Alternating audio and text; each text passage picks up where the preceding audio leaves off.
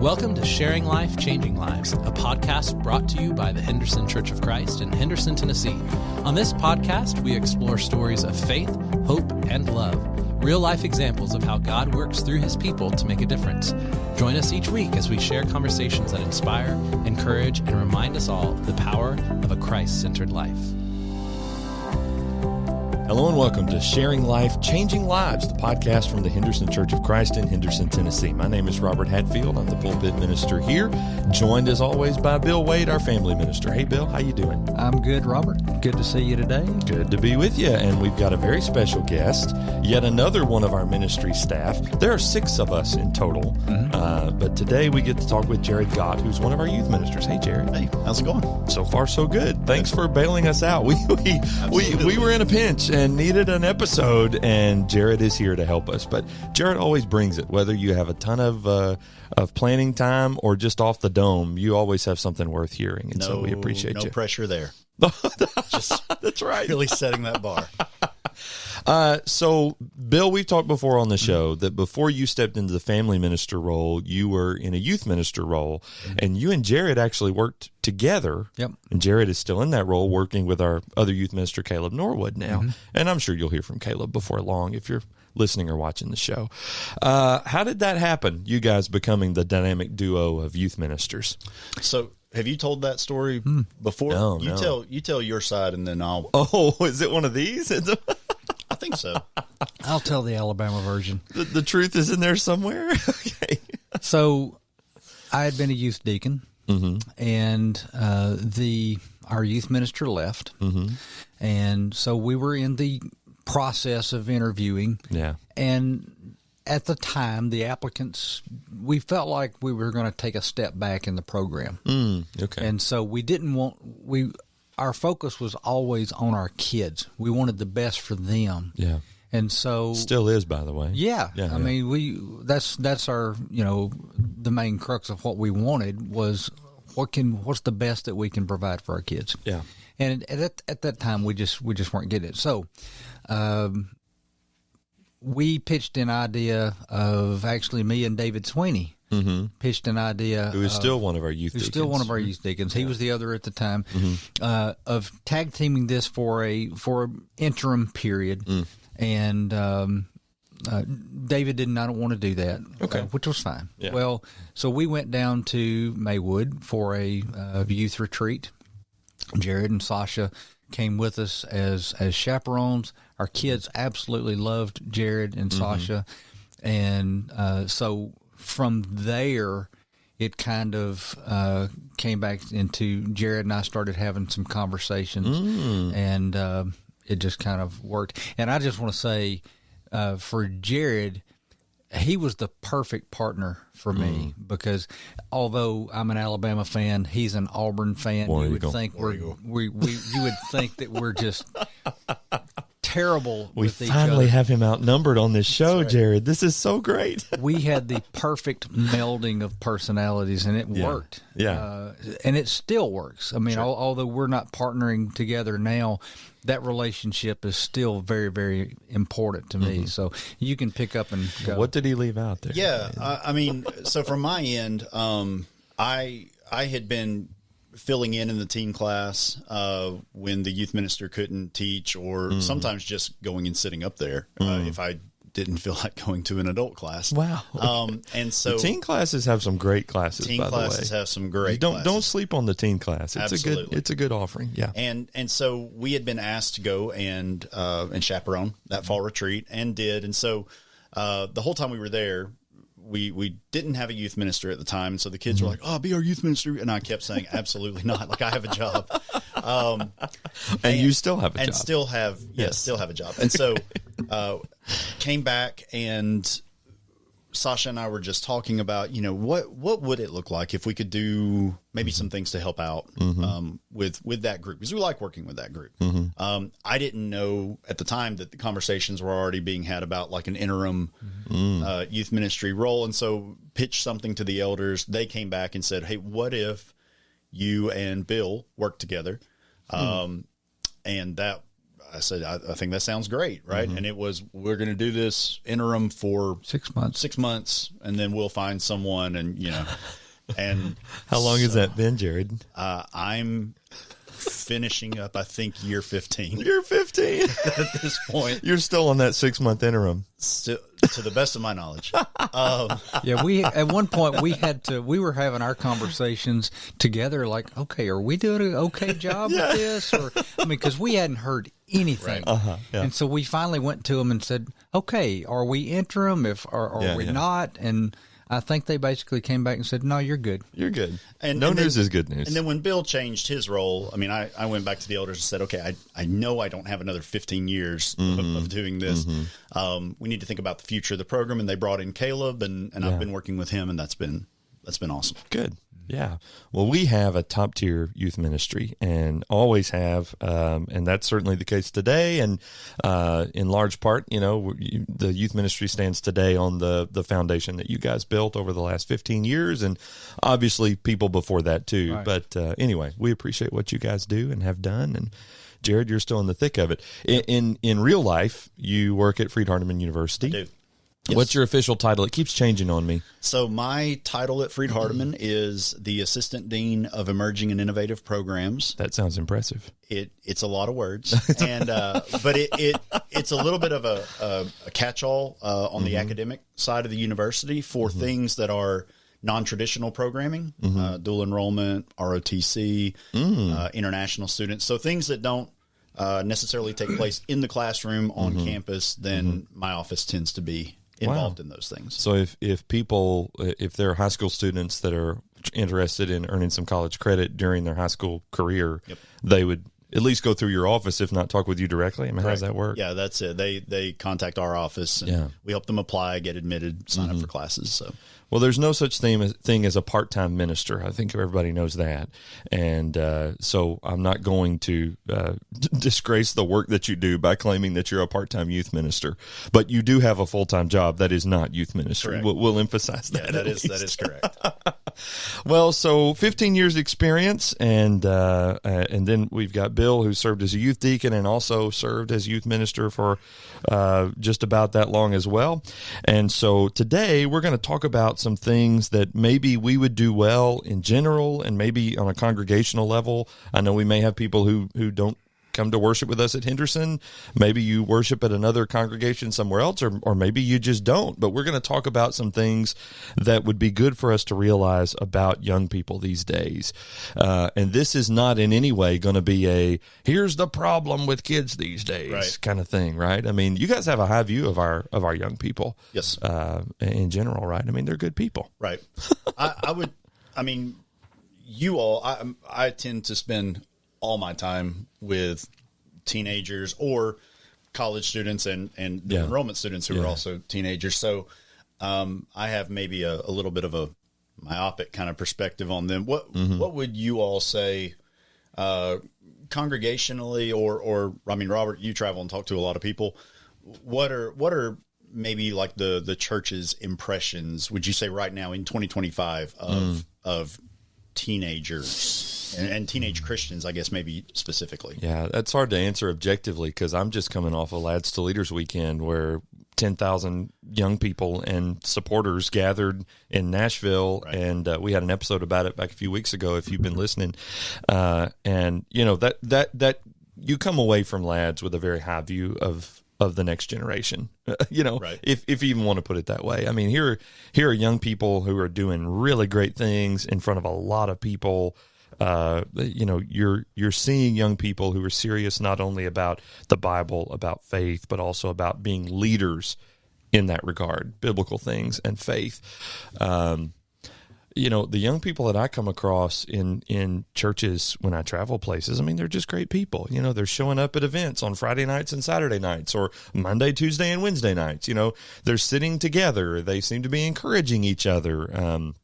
A lot of them go to school together, and so they rely on their Christian family to help them navigate some of the difficulties of adolescence, being a teen. So I have a very high view of teenagers, young people. Is that what you asked? Yeah. I think I would have been shocked if you had gone the other way. Right? Okay, right. I don't kind of tank the episode here. Teenagers. But a lot of people do. They're like, the Gen Z, they don't want to work, or whatever. Yeah, and I think maybe that's where I was getting at was, do you think as not specifically the Henderson congregation, but the church as a whole, do you think most people feel that same optimism or appreciation of younger Christians? And Bill, I mean, that's a question for you too, right? You work with a summer camp, you know lots of folks in different places. I mean, yeah. Well, of course, I grew up in the 80s, where 80s, man, right, where youth ministry was not a thing. That's the thing. This is a fairly new discipline, if you will. Yeah. Now we had. That's not to say that there wasn't a youth group, but they really weren't called youth groups. Right. And so they functioned as part of the church as a whole. Right. Now, youth ministry is kind of its own thing, and it's a wonderful thing. I mean, kids need, especially in our culture, in the world, how distracting it can be with all of the different things. I mean, once technology has really kind of taken over our culture, it's great that kids have youth ministry in particular to kind of bring them back into focus on what's most important. I do think that most everybody that's in the church today, and I'm not necessarily thinking about Henderson, but just in general, I think most adults don't really understand the pressures that this particular generation of youth is having to deal with. Right. Because we didn't have, I'm just thinking back 30 and 40 years for myself. We didn't have this kind of pressure with, everything is on your phone. Yeah. And it's TikTok, Snapchat. In your face and all that kind of stuff. So we don't get it. Right. And older adults, I think there's a little bit of jealousy there on some level of, well, why didn't we have that kind of stuff? And wait, they just need to wait their time just a little bit. Oh, I see. I think so. I mean, there is a.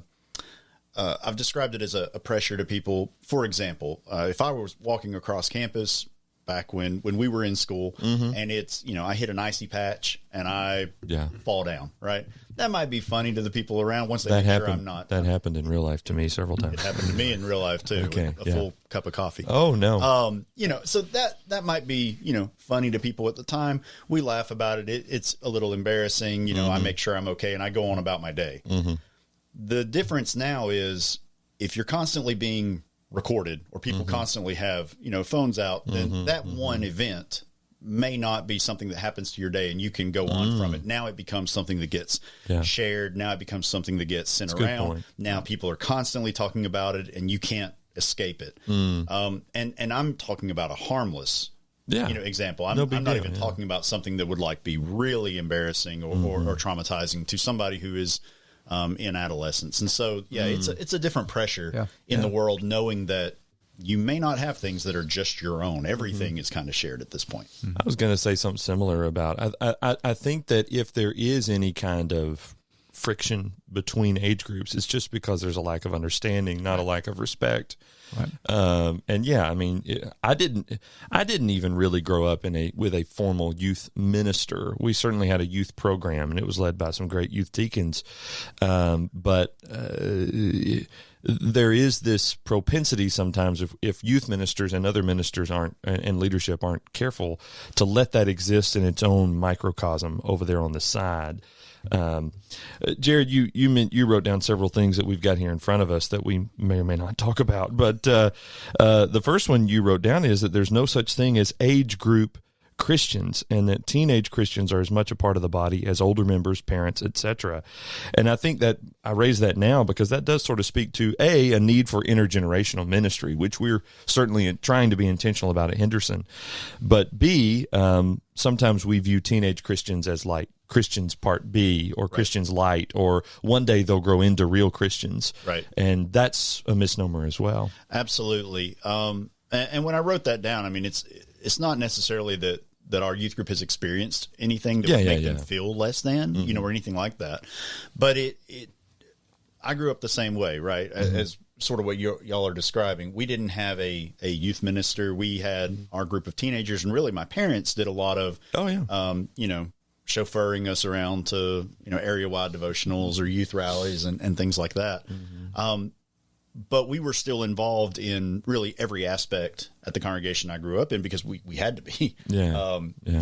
Now it could be very easy, especially with a congregation our size, to say, we need to do this thing, and this group are forerunners. They're going to take care of that, right? And there's enough of them that they can take care of that. Yeah. But forerunners is what we call our senior adult ministry. Yes. Yeah. And so it can be easy to segment off and say, well, just this group of Christians is gonna handle that, which can be fine. There's a lot of activities going on. People can't be two places at once, but it does take away opportunities from others. And I think there is a sense of, well, our youth group, they have energy and they have, physically they can go and do some things. If we need a manual task done, they can knock that out. And that is very true and appropriate for a lot of activities. But then when it becomes, well, we need people to, encourage or do a deeper study or something, they may not be immediately looked at.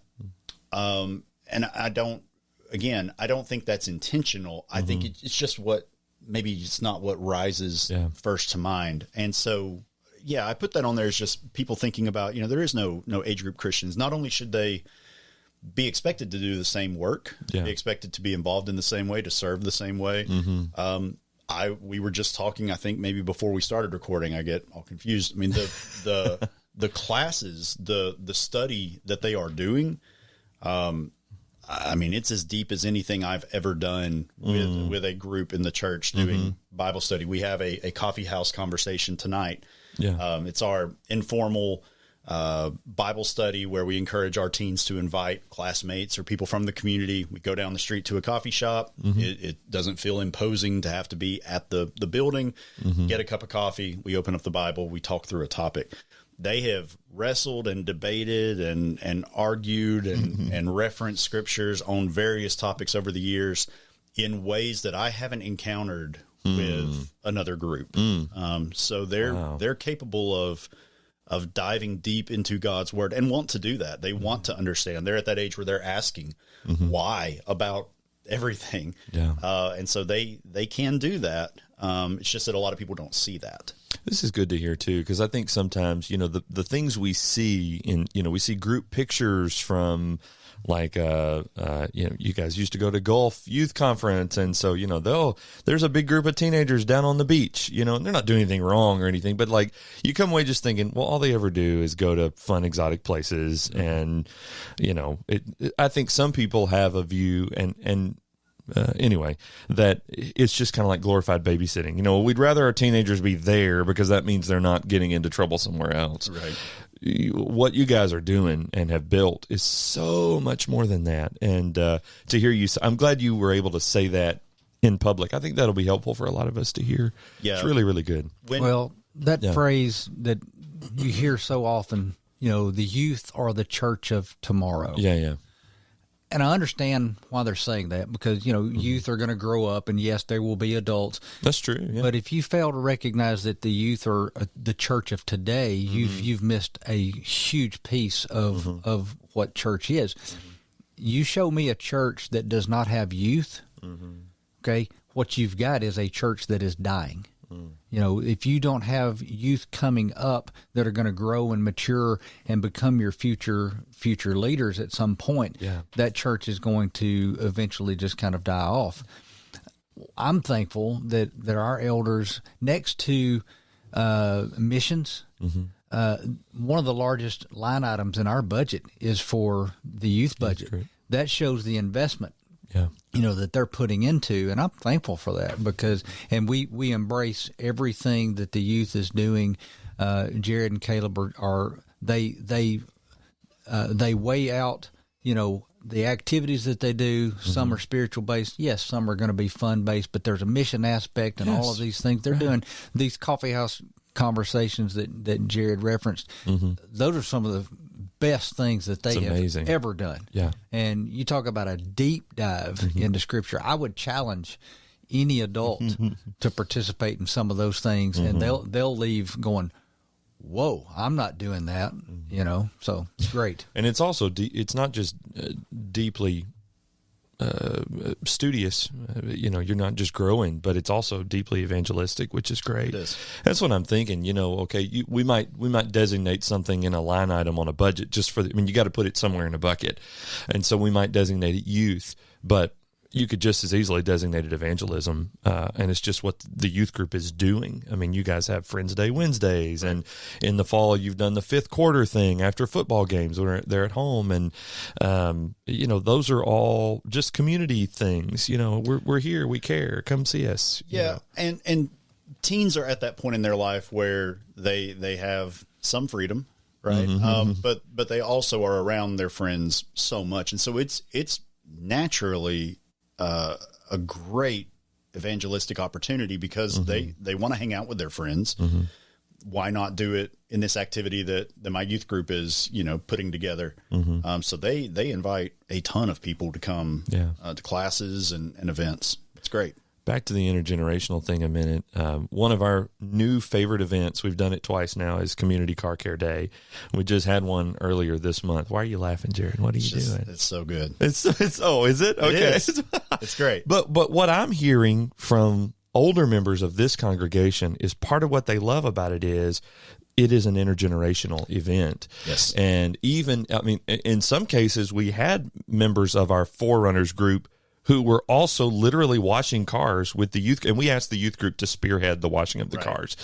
But in other cases, we just have groups who are doing different jobs, but who are close to each other, and they just loved watching the youth group not only do it, but do that with joy. They got music playing.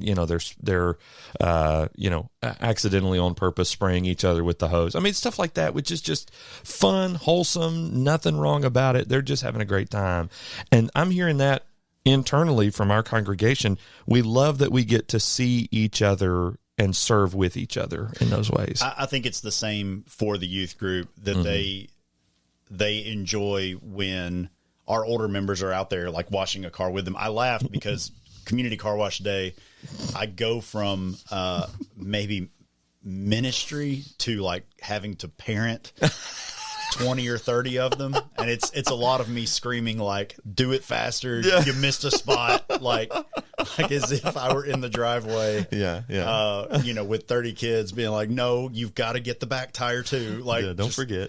And so it's maybe not me at my best. Okay. All right. But they have a lot of fun washing the cars in general. But then, they like to mix it up with others who come out there and want to get involved with them. And I think that's the secret, right? Like if there is a secret, it's someone just organically spending time with them, not anything forced, just taking an actual interest in them, the work they're doing, their lives, and just sort of making their presence known, and working alongside them. That's it. Teens aren't any different from anyone else. You can tell when something is insincere, or if it feels forced, or if it feels awkward.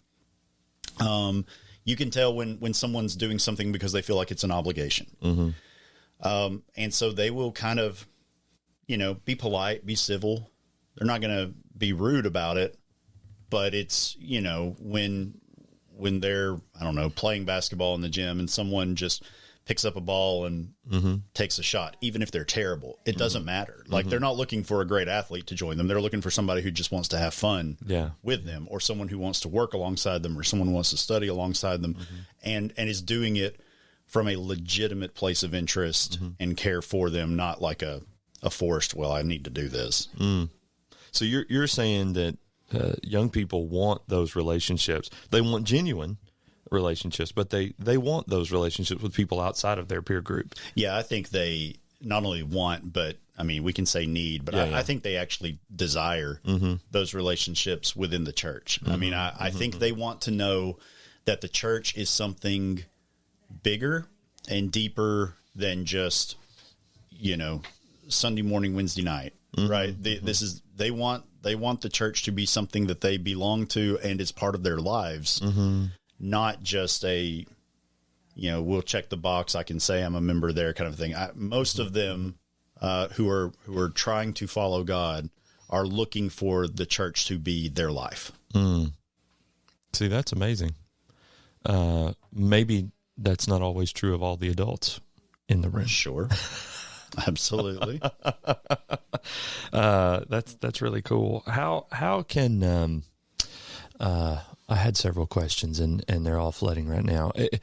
What recommendations for individuals who, I think I would like to engage the younger people. Don't really know how. You mentioned just pick up the ball and take a shot, just stuff like that. I mean, what do you do? I mean, you don't lead with, I think you need to, do this better or whatever. I mean, there's, I'm using my crotchety old man voice as best I can. I mean, what do you recommend as a youth minister to somebody who's interested in engaging young people and just trying to be there for them? Sure. I'm going to let you chime in on this too. Yeah. I mean, I think it could be something as simple as, a lot of them are involved with sports, athletics at the high school or something like that. Just go to a game, right? Show up at a basketball game, a soccer game, a football game, go watch the band perform, go see the play that's being done, and just make it a point before you leave to just see them and say, great job.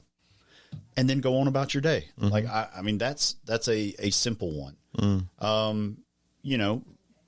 We reach out and ask for, hey, would people be willing to help chaperone events, or would people be willing to host a devotional? And we get a lot of responses on that. Sometimes we're not able to get to them all. And so I don't want anyone feeling like, I'm not needed or we're not used. It's just, what a great problem to have, though. It is a great problem to have, but whenever you can volunteer for stuff like that, do it. Yeah. Start early. I'd say start with, a fifth and a sixth grader. Start, making connections there and just keep going on. It can be something even just as consistent as just saying hi to the same, pick a teen, and just, every time we're gathered, just make it a point to say hi, shake their hand, ask them how they're doing. That's it. It doesn't require a full, sit down. Yeah. Conversation, let's get deep into each other's lives right now. It can just be, I'm aware that you're here and I appreciate that you're here. Yeah, just kind of prove that you're not weird. Older folks are not weird.